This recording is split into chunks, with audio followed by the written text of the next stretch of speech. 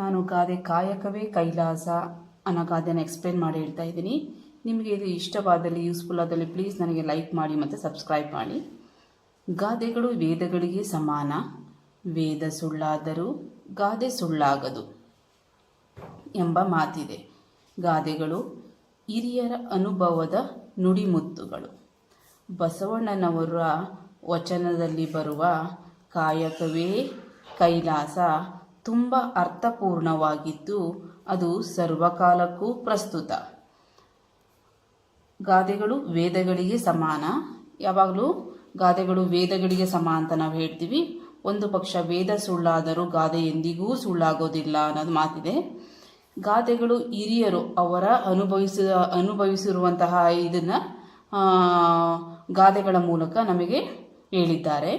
ಬಸವಣ್ಣನವರ ವಚನದಲ್ಲಿ ಬರುವ ಕಾಯಕವೇ ಕೈಲಾಸ ತುಂಬ ಅರ್ಥಪೂರ್ಣವಾಗಿದ್ದು ಅದು ಸರ್ವಕಾಲಕ್ಕೂ ಪ್ರಸ್ತುತ. ಸರ್ವಕಾಲಕ್ಕೂ ಪ್ರಸ್ತುತ ಅಂದರೆ ಎಲ್ಲ ಕಾಲಕ್ಕೂ ಅದು ಅನ್ವಯ ಆಗುತ್ತೆ. ಕಾಯಕವೇ ಕೈಲಾಸ ಅನ್ನೋ ಮಾತು.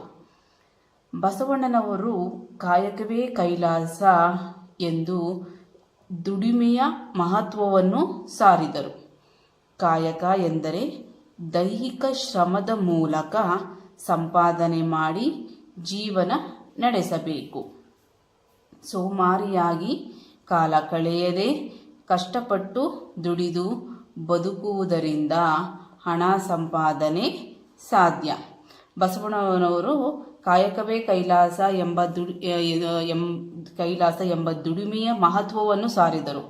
ಆಗಿನ ಕಾಲದಲ್ಲಿ ಬಸವಣ್ಣನವರು ಕಾಯಕವೇ ಕೈಲಾಸ ಅದರ ಮಹತ್ವ ಎಷ್ಟಿದೆ ಅನ್ನೋದನ್ನು ಅವರು ಸಾರಿದ್ದಾರೆ.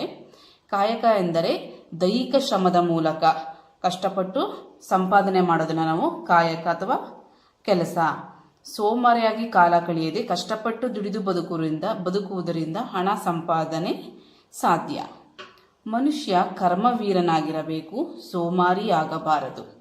ದುಡಿಯಬೇಕು, ಜೀವನಾವಶ್ಯಕ ವಸ್ತುಗಳನ್ನು ಪಡೆಯಲು ದುಡಿದು ಹಣ ಸಂಪಾದನೆ ಮಾಡಬೇಕು. ಅವನು ಮಾಡುವ ಕೆಲಸ ಇತರರು ಮೆಚ್ಚುವಂತಿರಬೇಕು.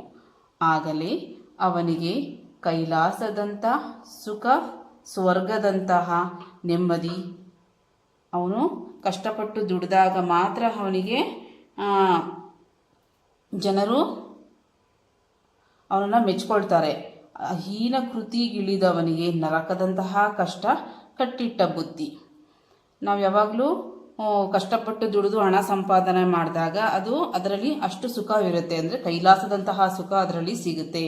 ಹೀನ ಕೃತಿಗಿಳಿದವನಿಗೆ, ಕೆಟ್ಟ ಕೆಲಸ ಮಾಡಿ ಹಣ ಸಂಪಾದನೆ ಮಾಡಿದವರಿಗೆ ಅಂಥವರಿಗೆ ನರಕದಂತಹ ಕಷ್ಟ ಕಟ್ಟಿಟ್ಟ ಬುದ್ಧಿ. ಅಂದರೆ ಅಷ್ಟು ಕಷ್ಟಪಡಬೇಕಾಗತ್ತೆ ಅವರು ಅನ್ನೋ ಅರ್ಥ. ಒಟ್ಟಾರೆಯಾಗಿ ದುಡಿಮೆ ಅಥವಾ ದೈಹಿಕ ಶ್ರಮ ಹಾಗೂ ಅದರ ಮಹತ್ವವೇನು ಎಂಬುದನ್ನು ಈ ಗಾದೆ ತಿಳಿಸುತ್ತದೆ.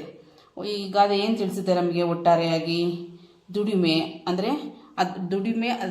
ದುಡಿಮೆಯನ್ನು ದೈಹಿಕ ಶ್ರಮದ ಮೂಲಕ ಮಾಡಿದಾಗ ಅದರ ಮಹತ್ವವೇನು ಅನ್ನೋದು ಈ ಗಾದೆ ನಮಗೆ ತಿಳಿಸುತ್ತದೆ. Thank you.